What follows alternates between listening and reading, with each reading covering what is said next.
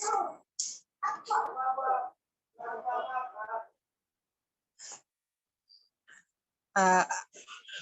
Assalamualaikum warahmatullahi wabarakatuh. Waalaikumsalam warahmatullahi wabarakatuh. Bagaimana kabarnya anak-anak Ibu pada pagi hari ini? Alhamdulillah sehat, Bu. Baiklah, sebelum belajar ada baiknya kita berdoa dulu ya. Ibu akan memimpin doanya sendiri. Bismillahirrahmanirrahim. Raditu billahi rabba wa bil islami dina wa bi Muhammadin nabiyya wa rasulah. Rabbi zidni ilma warzuqni fahman wa amalan sholihan. Amin. Jadi sebelum kita memasuki pembelajaran, Ibu akan mengabsen terlebih dahulu. Mohon untuk mengaktifkan kameranya dan mengaktifkan suaranya saat Ibu memanggil namanya. Nining Tri Lestari. Hadir, Bu. Siska Pragawati. Hadir, Bu. Salsabila Nasution. Hadir, Bu. Yulia Patmaharahap. Hadir, Bu. Indah Sari Siregar. Hadir, Bu. Wilda Tunjana. Hadir, Bu.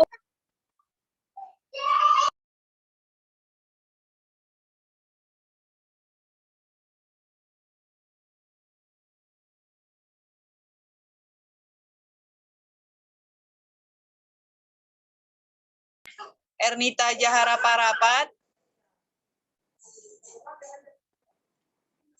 Hadir, Bu. Kairumisa Pasaribu. Hadir, Bu. Melisa Putri Mulyana. Hadir, Bu.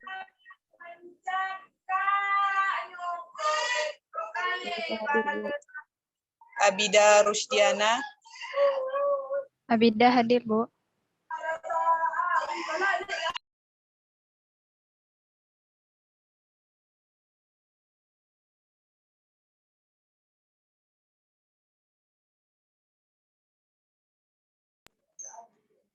Baiklah, langsung saja kita masuk ke pembelajaran. Maaf, Bu. Nurin hadir, Bu. Nurin Tirjana hadir. Bu, Sela hadir, Bu.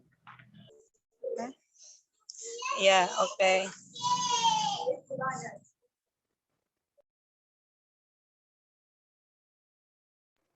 Baik, langsung saja. Jadi hari ini kita akan belajar mengenai tentang sel. Jadi setelah mempelajari materi hari ini, kalian diharapkan dapat menjelaskan struktur dan fungsi dari sel hewan dan sel tumbuhan.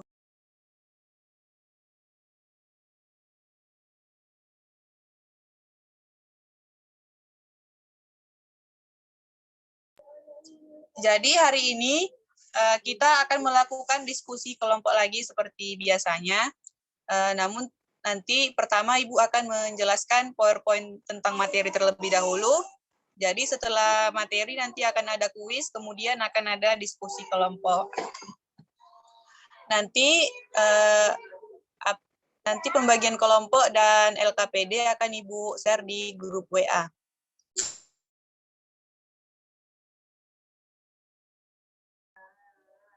Baiklah, langsung saja Ibu akan menjelaskan tentang sel. Namun Ibu akan share screen terlebih dahulu.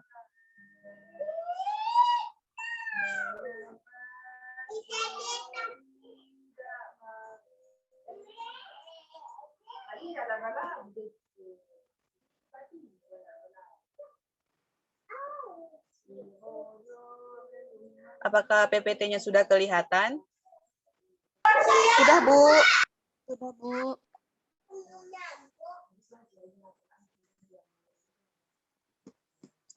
Nah, jadi hari ini kita akan belajar tentang struktur dan fungsi sel.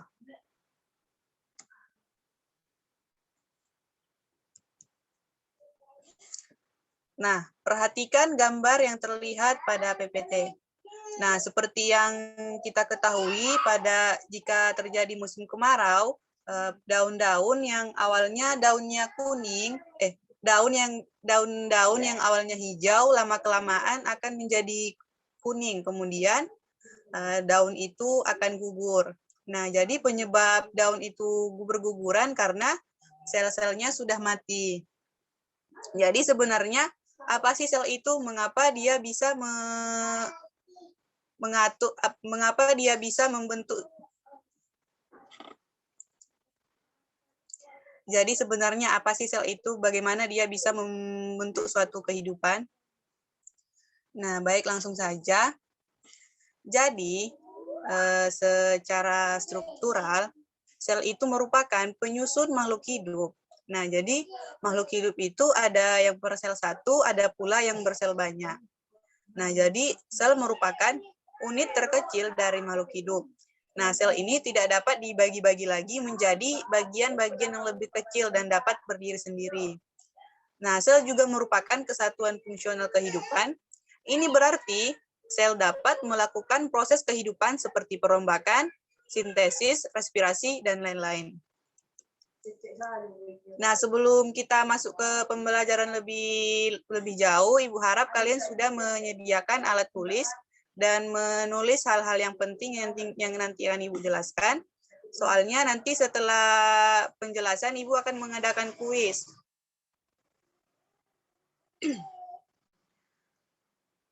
Yang pertama yaitu kita akan belajar tentang sejarah penemuan sel. Jadi pada tahun 1665, seorang ilmuwan bernama Robert Hooke, ia mengamati sayatan gabus dari batang Quercus tuber menggunakan mikroskop.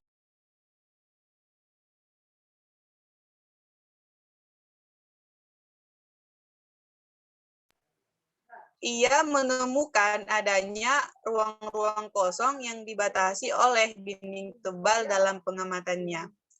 Kemudian Robert Hooke menyebut ruang-ruang kosong tersebut dengan istilah selulae atau yang artinya sel.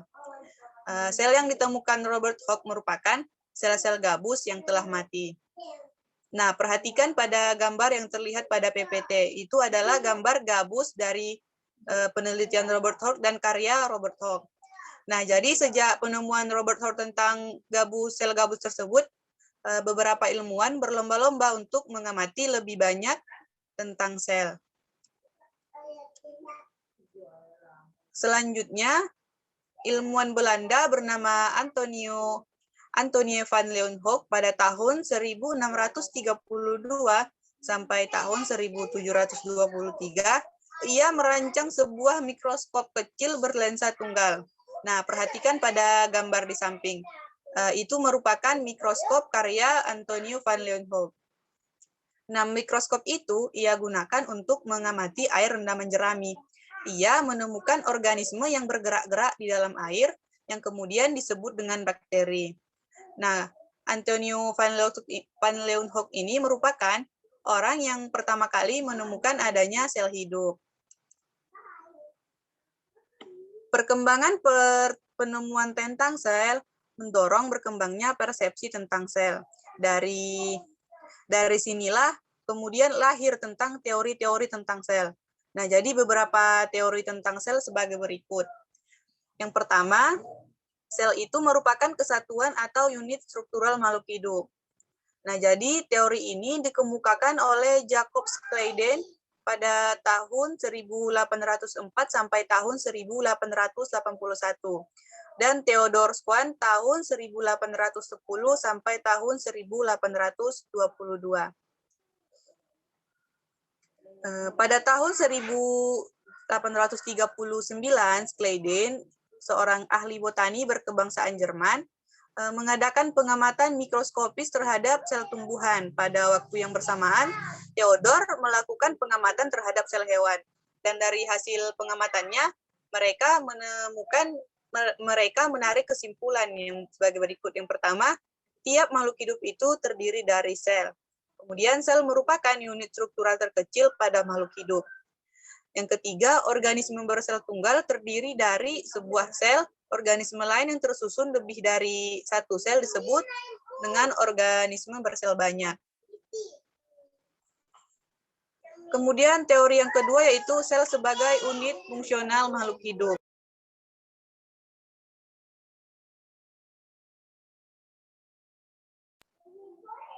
Max Colt pada tahun 1825 sampai tahun 1874 menyatakan bahwa protoplasma merupakan dasar fisik kehidupan. Protoplasma bukan hanya bagian struktural sel, tetapi juga merupakan bagian penting sel sebagai tempat berlangsungnya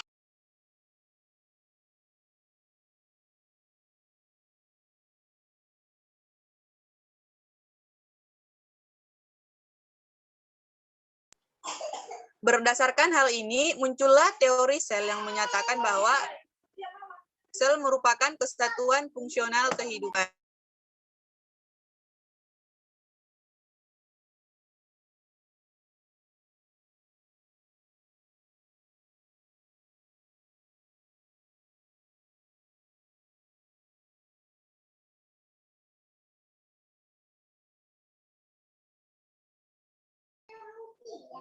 Kemudian teori yang ketiga yaitu sel sebagai unit pertumbuhan makhluk hidup. Nah, teori ini dikembangkan oleh Rudolf Virchow. Ia berpendapat bahwa omnicellular ex cellulae, yang artinya semua sel berasal dari sel sebelumnya. Kemudian teori yang terakhir yaitu sel sebagai unit hereditas makhluk hidup.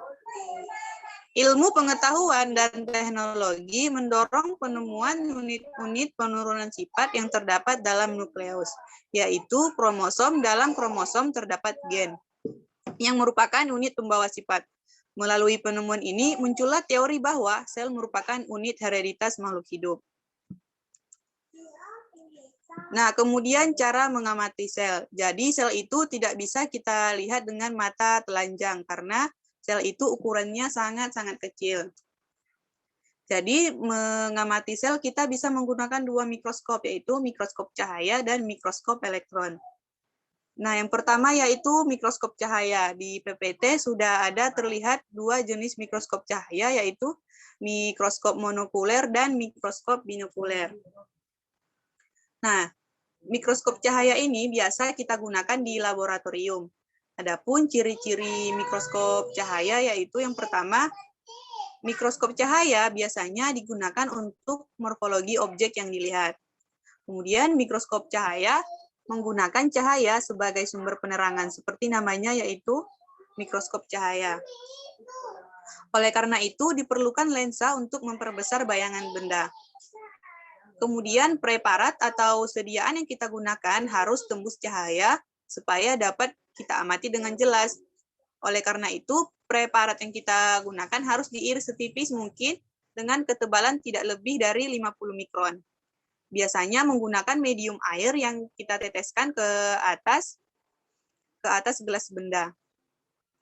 Kemudian objek dapat diamati dalam keadaan hidup ataupun mati. Kemudian pengamat dapat mengamati langsung melalui lensa okuler, sehingga pengamat dapat mengetahui bentuk, warna, dan gerakan objek. Nah, yang terakhir yaitu bayangan dapat diperbesar hingga mencapai 100 kali, 400 kali, dan 1000 kali. Yang kedua yaitu ada mikroskop elektron. Nah, mikroskop elektron terlihat seperti pada gambar di samping. Nah, mikroskop elektron ini merupakan hasil perkembangan yang lebih maju dari mikroskop cahaya. Adapun ciri-ciri mikroskop elektron sebagai berikut. Yang pertama itu mikroskop elektron menggunakan elektron sebagai pengganti cahaya dan medan magnet sebagai pengganti lensa. Bayangan akan ditampilkan di layar monitor. Kemudian biasanya mikroskop elektron ini digunakan untuk mengamati bagian-bagian sel, misalnya organel, membran, atau molekul besar seperti DNA. Kemudian mikroskop elektron ini tidak dapat digunakan untuk mengamati objek yang masih hidup.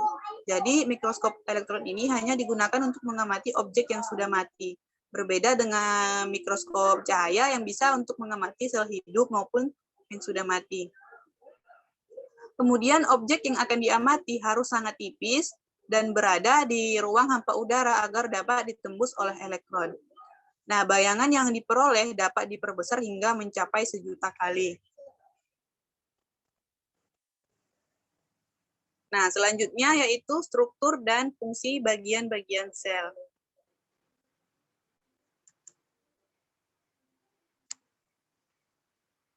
Jadi, struktur sel itu dibagi menjadi struktur sel prokariotik dan struktur sel eukariotik. Setiap organisme tersusun dari salah satu tipe struktur sel tersebut, yaitu prokariotik atau eukariotik. Sel eukariotik hanya terdapat pada kingdom atau dunia Monera, dunia Archaebacteria, dan dunia Eubacteria. Nah, adapun dunia Animalia, Plantae, Fungi, dan dunia Protista mempunyai struktur sel eukariotik. Nah, yang pertama yaitu struktur sel prokariotik. Semua sel prokariotik mempunyai membran plasma, nukleoid berupa DNA atau RNA, serta sitoplasma yang mengandung ribosom. Sel prokariotik tidak memiliki membran inti, sehingga bahan inti yang berada dalam sel mengadakan kontak langsung dengan protoplasma. Sel prokariotik juga tidak memiliki sistem endomembran atau membran dalam, seperti retikulum endoplasma dan kompleks Golgi. Selain itu, sel prokariotik juga tidak memiliki mitokondria dan kloroplas, tetapi mempunyai struktur yang berfungsi sama dengan keduanya, yaitu mesosom dan kromatofor. Contoh sel prokariotik adalah bakteri dan cyanobacteria. Nah, ini merupakan salah satu contoh dari sel prokariotik, yaitu bakteri E. coli. Nah, adapun bagian-bagiannya yaitu ada paling atas yaitu ada pili, kemudian ribosom, kapsul, membran sel, dinding sel, kemudian wilayah nukleoid atau DNA, kemudian ada flagela dan mesosom.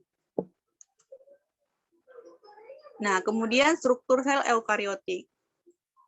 Semua sel eukariotik itu memiliki membran inti. Selain itu, sel eukariotik memiliki sistem endomembran, yakni memiliki organel-organel bermembran seperti retikulum endoplasma, kompleks Golgi, mitokondria, dan lisosom. Nah, sel eukariotik juga memiliki sentriol. Nah, pada PPT itu merupakan contoh dari bagian-bagian organel sel pada sel tumbuhan.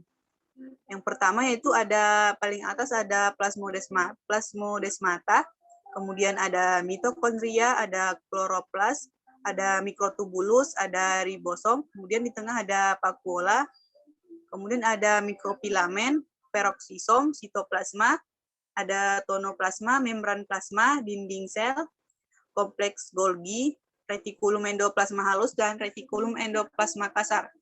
Kemudian ada nukleus yang terdiri dari kromatin, nukleolus, membran inti, dan porus inti. Nah, yang terakhir ada dinding sel dari sel tumbuhan yang berdekatan.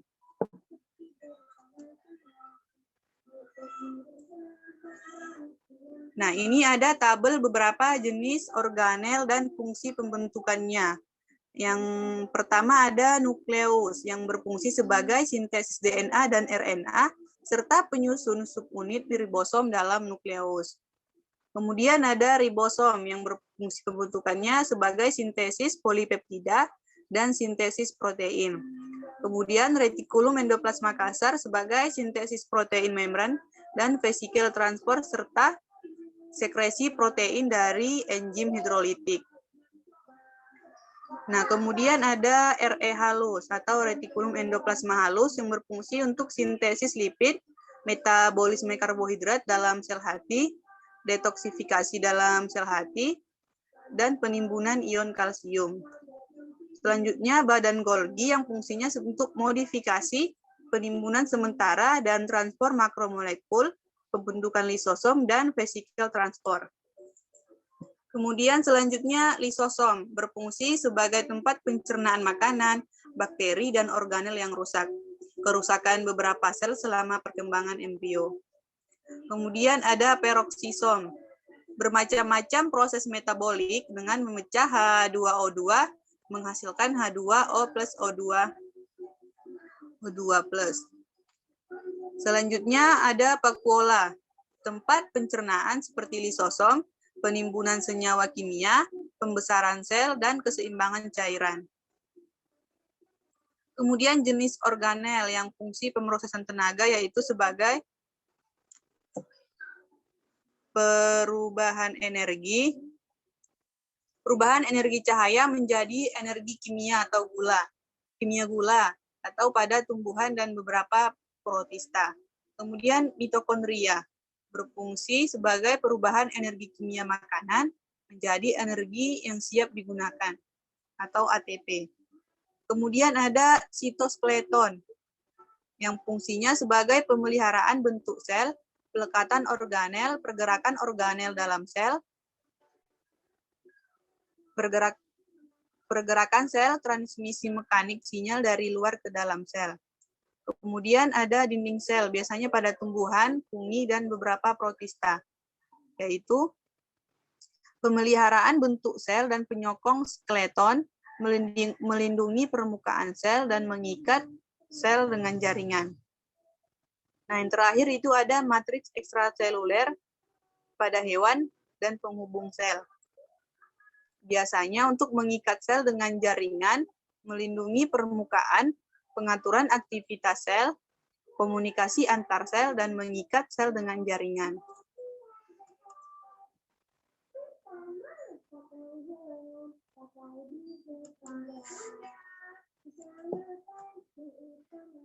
Nah, selanjutnya yaitu sel hewan dan sel tumbuhan.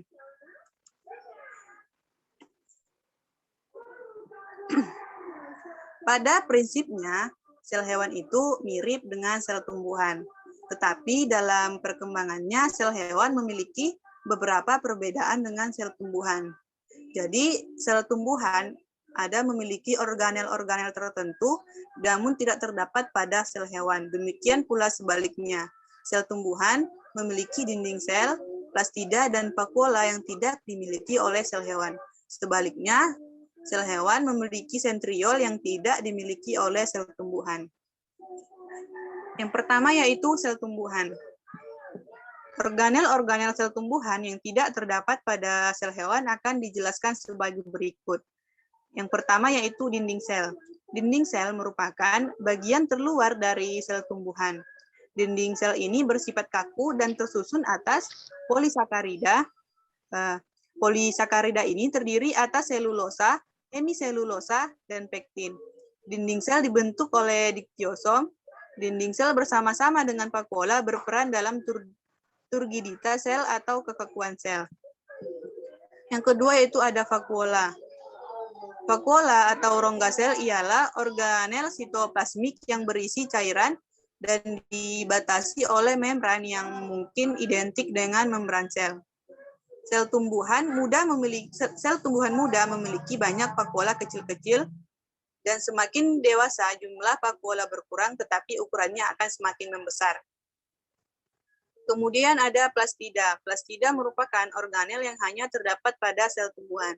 Plastida berasal dari perkembangan proplastida di daerah meristematik.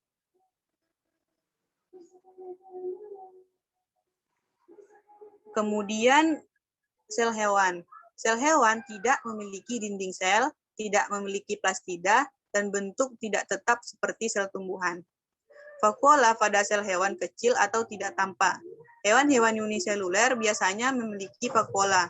Nah, jadi ada dua tipe vakuola sebagai berikut. Yang pertama yaitu vakuola kontraktil yang berperan dalam menjaga tekanan osmotik sitoplasma atau disebut juga dengan osmoregulator. Kemudian ada vakuola non-kontraktil atau vakuola makanan yang berfungsi untuk mencerna makanan. Sel tumbuhan tidak memiliki sentrosom atau sentriol kecuali tumbuhan tingkat rendah. Sel hewan memiliki dua sentriol di dalam sentrosom. Saat pembelahan sel, tiap-tiap sentriol saling memisahkan diri menuju kutub yang berlawanan dan memancarkan benang-benang gelendong pembelahan yang akan menjerat kromosom. Nah, ini ada tabel perbedaan organel sel antara sel tumbuhan dengan sel tumbuhan. Yang pertama yaitu membran plasma. Membran plasma terdapat pada sel tumbuhan dan pada sel hewan. Kemudian dinding sel terdapat pada sel tumbuhan dan tidak terdapat pada sel hewan. Kemudian nukleus yang dapat ditemukan pada sel hewan dan pada sel tumbuhan, sitoplasma, retikulum endoplasma, ribosom, kompleks Golgi dan lisosom bisa ditemukan pada sel tumbuhan dan sel tumbuhan. Sedangkan kloroplas hanya ada pada sel tumbuhan dan tidak ada pada sel hewan. Kemudian vakuola. Vakuola terdapat pada sel hewan dan pada sel tumbuhan, namun tidak ada pada sel hewan, kecuali hewan yang uniseluler. Kemudian sentriol. Nah, ini tidak ada pada sel tumbuhan, kecuali jenis tumbuhan tingkat rendah dan dapat ditemukan pada sel hewan. Kemudian ada sentrosom. Tidak ada pada sel tumbuhan, kecuali tumbuhan tingkat rendah dan ada pada sel hewan. Yang terakhir ada plastida. Nah, plastida ada pada sel tumbuhan dan tidak ada pada sel hewan.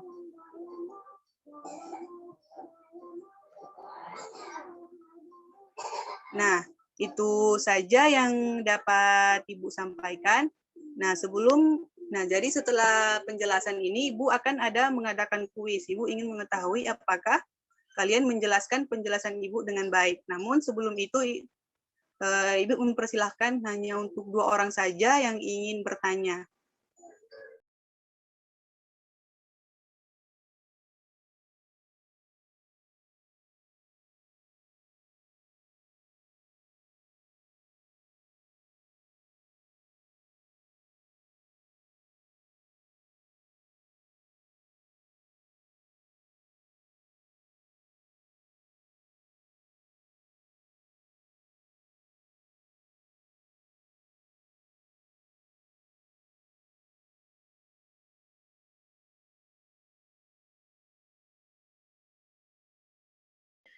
Baik, kita lanjut pembelajaran kita. Sebelum kita masuk kuis, Ibu akan membuka sesi pertanyaan kepada 2 orang saja. Jika ada yang ingin bertanya, silahkan aktifkan suaranya.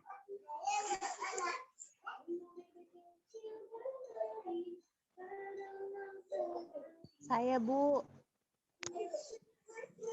Silahkan, Yulia.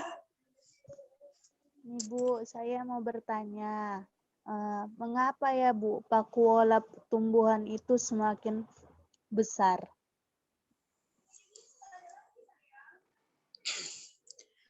Baik, Ibu akan langsung menjawab pertanyaan dari Yulia. Dari pertanyaannya, mengapa vakuola tumbuhan itu semakin lama semakin membesar. Nah, jadi setiap tumbuhan itu tersusun dari kumpulan sel dan setiap selnya itu tumbuh dengan cara yang sama, yaitu dengan lama-kelamaan ukuran selnya akan bertambah besar. Nah, sel akan tumbuh memanjang setelah mendapatkan protoplasma dalam jumlah yang tetap.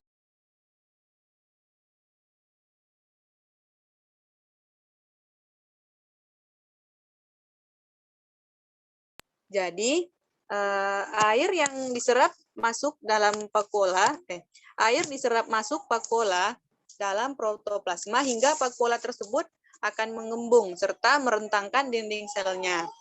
Nah, ketika dinding sel mengembang, protoplasma meregang makin jauh.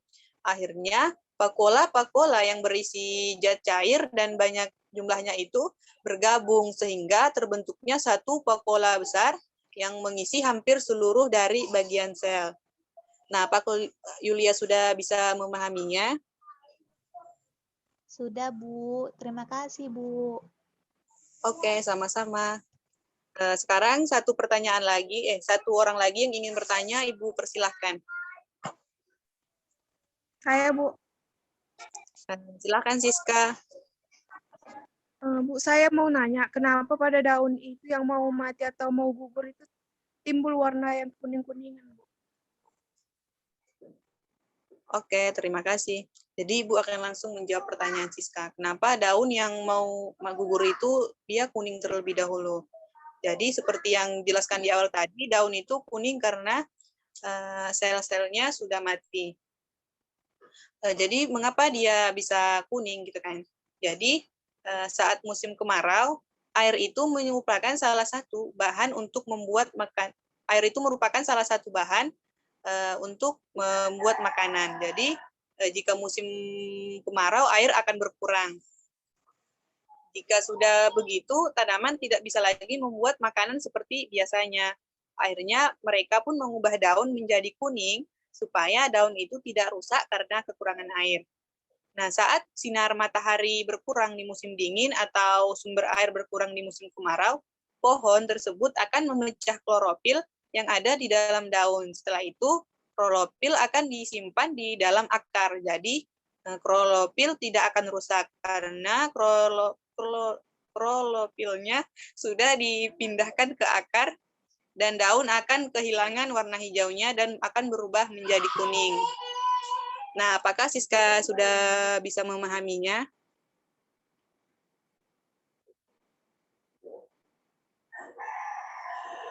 Bagaimana Siska, apakah sudah paham?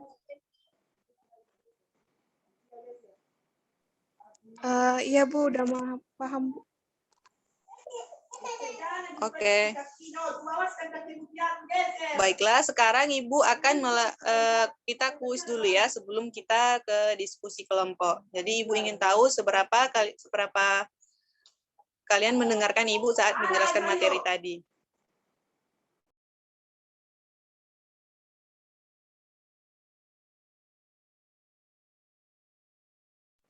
Jadi dengarkan baik-baik ya. Jika kalian tahu, silakan aktifkan mikrofonnya dan jawab soalnya.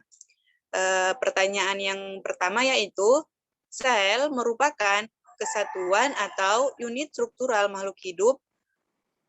Nah, jadi teori tersebut merupakan teori yang dikemukakan oleh, ada yang bisa jawab?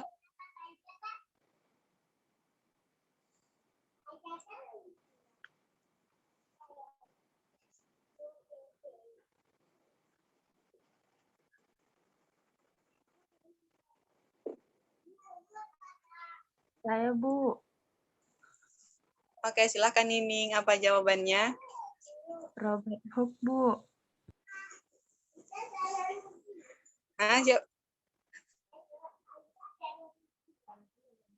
Salah, Nining. Jadi siapa, Bu? Jadi teori itu dikemukakan oleh Jacob Schleiden dan Theodor Schwann. Jadi sel merupakan kesatuan atau unit struktural makhluk hidup itu teori yang dikemukakan oleh Jacob dan Theodor. Oke, pertanyaan selanjutnya itu siapa penemu sel pertama kali? Saya Bu, Oke, siapa Siska? Robert Hooke ya Bu. Ya, betul sekali. Jadi penemu sel pertama kali itu Robert Hooke. Sekarang pertanyaan nomor 3. Sel prokariotik biasanya dapat kita temukan pada kingdom apa saja? Nah, ada yang bisa jawab? Saya, Bu. Silahkan.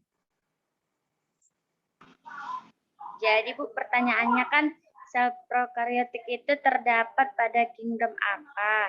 Nah, jawabannya sel prokariotik hanya terdapat pada kingdom atau dunia monera. Jadi dunia Archaebacteria atau Archaea dan dunia Eubacteria atau Bacteriae. Oke, terima kasih Kak Rumisa. Jawabannya sudah sangat tepat. Jadi, sel prokariotik itu dapat kita temukan pada kingdom monera, pada kingdom Archaebacteria, dan kingdom Eubacteria. Nah, langsung masuk kita ke pertanyaan selanjutnya, yaitu struktur sel dapat dibagi menjadi 2, yaitu ada yang bisa jawab? Saya, Bu. Oke, Indra, silahkan. Sel dibagi 2, yaitu sel prokariotik dan sel eukariotik. Itu saja, Bu. Oke, tepat sekali ya. Seperti yang Ibu jelaskan tadi, sel itu dibagi menjadi sel prokariotik dan sel eukariotik. Langsung saja kita ke pertanyaan terakhir. Tadi pertanyaannya, apa yang akan terjadi jika lisosom dalam sel tidak dapat melakukan tugasnya dengan baik? Ada yang bisa jawab?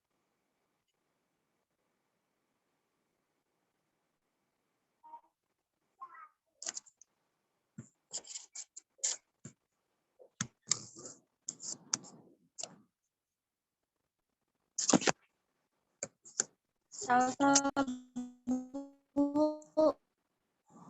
Oke, silahkan Salsa. Jadi Bu, fungsi lisosom itu kan untuk mencerna makanan, zat asing atau zat sisa.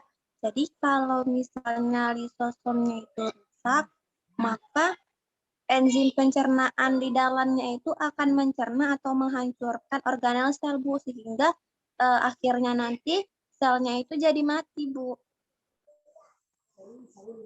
Oke, terima kasih Salsa. Jawabannya sangat tepat. Jadi, lisosom itu fungsinya untuk mencerna makanan ataupun zat sisa yang ada dalam sel. Jadi, jika lisosom tersebut rusak, maka enzim pencernaan yang ada dalam lisosom tadi akan mencerna atau menghancurkan organel sel, dan akibatnya sel tersebut akan mati. Oke, itu saja kuis yang Ibu berikan. Sekarang kita akan melakukan diskusi kelompok. Untuk menghemat waktu, Ibu akan membagi kalian ke dalam 2 kelompok saja. Ibu telah mengirim nama-nama kelompoknya di grup WA, silahkan dicek namanya. Jadi Ibu akan jadi soalnya itu ada 3 yang akan kalian diskusikan.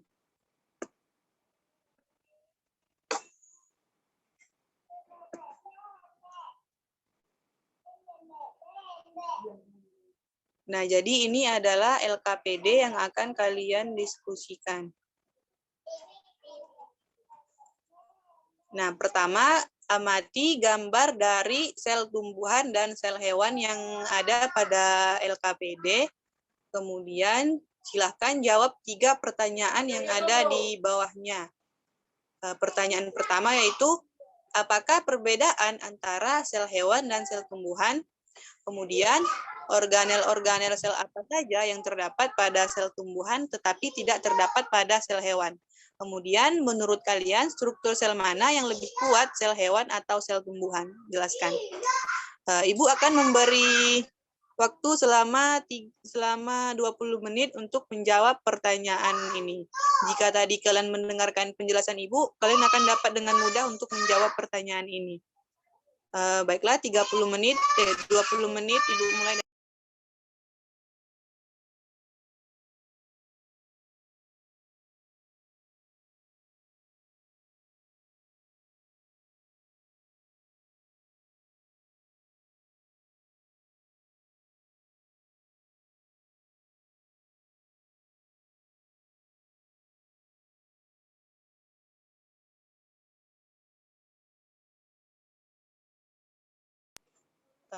Baiklah, waktunya sudah 20 menit. Karena waktunya sudah habis, langsung saja kalian mempresentasikan jawaban dari diskusi kalian. Jadi untuk pertanyaan nomor 1 dan nomor 2 itu untuk kelompok 1. Kepada perwakilan kelompok 1 dipersilakan. Baik, Bu. Terima kasih, Bu. Nah, di sini saya Wilda Tunjana dari kelompok 1. Nah, hasil diskusi yang kami diskusikan tadi, maka didapatkanlah jawaban yang mana soal nomor 1, apakah perbedaan antara sel hewan dan sel tumbuhan? Nah, jadi perbedaan sel hewan dan tumbuhan yang paling utama ialah terletak pada dinding selnya. Pada sel tumbuhan memiliki dinding sel, sementara sel hewan tidak memiliki dinding sel. Fungsi dari dinding sel tumbuhan berfungsi melindungi serta menunjang pertumbuhan pada sel tersebut. Kondisi tersebut yang membuat sel tumbuhan lebih keras dibandingkan sel yang lainnya, sebab dinding sel yang keras tersebut merupakan satu di antara zat kayu, yaitu selulosa dan tersusun dari glukosa. Dinding sel sendiri terdiri dari dua jenis, yaitu dinding sel primer dan dinding sel sekunder.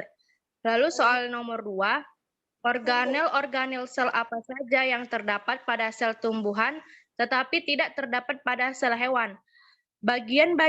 Jawabannya, bagian-bagian pada sel tumbuhan yang tidak ditemukan di sel hewan adalah dinding sel, plastida, dan vakuola. Mungkin itu saja, Bu, jawaban dari kelompok 1. Oke, terima kasih kepada Wildatun Jannah. Jadi jawaban yang telah dipaparkan sudah sangat bagus dan sangat tepat. Baiklah, sekarang pertanyaan nomor 3 kepada kelompok 2. Perwakilan kelompok 2 dipersilahkan. Baik, saya dari perwakilan kelompok 2 akan mempresentasikan hasil dari diskusi kami. Nah, jadi pertanyaannya, menurut kalian struktur sel mana yang lebih kuat, sel hewan atau sel tumbuhan? Jelaskan.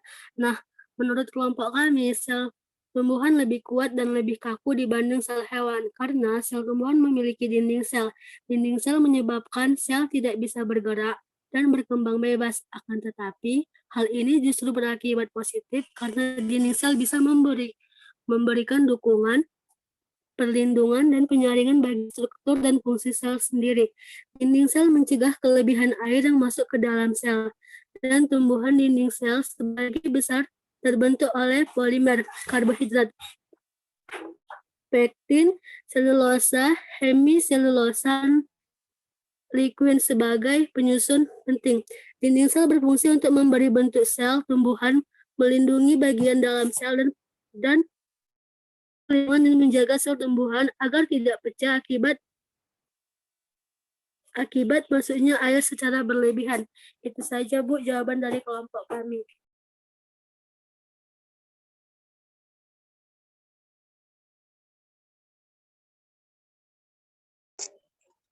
Oke, terima kasih kepada Perwa Indasari dari kelompok 2. Jadi jawaban yang sudah dipaparkan sudah sangat bagus dan sudah sangat tepat.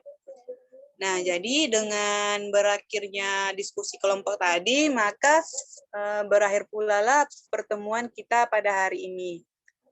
Namun sebelum Ibu menutup pembelajaran, Ibu ingin ke satu orang untuk memberikan apa saja kesimpulan dari pembelajaran kita hari ini. Jika ada yang bersedia, silakan untuk mengaktifkan suaranya.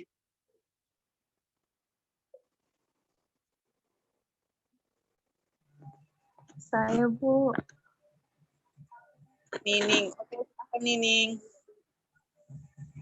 Saya mau menyimpulkan materi yang kita pelajari pagi ini, Bu. Oke, silakan Nining. Sel itu, Bu, merupakan penyusun makhluk hidup. Nah, ada makhluk hidup bersel satu, ada pula yang bersel banyak. Sel merupakan unit terkecil dari makhluk hidup. Sel tidak dapat dibagi-bagi lagi menjadi bagian yang lebih kecil dan dapat berdiri sendiri. Lalu, Bu, penemu mikroskop pertama kali yaitu Robert Hooke dan Anthony van Leeuwenhoek. Ada dua jenis mikroskop, Bu, yaitu cahaya dan mikroskop elektron. Nah, kalau mikroskop cahaya dapat digunakan untuk mengamati objek dalam keadaan hidup atau mati. Sedangkan mikroskop elektron digunakan untuk mengamati objek dalam keadaan mati. Struktur sel eukariotik meliputi membran sel, sitoplasma, sitoskeleton, nukleus, retikulum, endoplasma, ribosom, kompleks Golgi, lisosom, badan mikro, mitokondria, kloroplast, dan sentriol, Bu. Lalu struktur sel prakaryotik meliputi dinding sel, membran plasma, sitoplasma, mesosom, ribosom, DNA, dan RNA. Kemudian Bu, bagian-bagian sel tumbuhan itu ada membran plasma, dinding sel, nukleus, sitoplasma, retikulum, endoplasma, kompleks Golgi, lisosom, mitokondria, kloroplast, vakuola, dan plastida. Kemudian Bu, yang terakhir, bagian-bagian sel hewan itu ada membran plasma, nukleus, sitoplasma, retikulum, endoplasma, ribosom, kompleks Golgi, lisosom, mitokondria, sentriol, dan plastid, Bu. Udah itu aja, Bu, yang saya tahu. Baik, terima kasih kepada Nining. Kesimpulan yang diberikan sudah sangat tepat dan sudah sangat bagus. Nining dari awal mendengarkan dengan seksama ya. Baiklah, jadi dengan berakhirnya kesimpulan tadi, maka berakhirlah pertemuan kita hari ini. Pertemuan depan kita akan mempelajari tentang sistem pencernaan. Jadi Ibu harap kalian membaca untuk pertemuan selanjutnya. Ibu akhiri pembelajaran kita hari ini dengan mengucapkan lafaz hamdalah. Alhamdulillahirabbil alamin. Alhamdulillahirabbil alamin. Alhamdulillahirabbil alamin. Sekian dari Ibu. Assalamualaikum warahmatullahi wabarakatuh. Waalaikumsalam warahmatullahi wabarakatuh. Terima kasih, Bu. Sama-sama.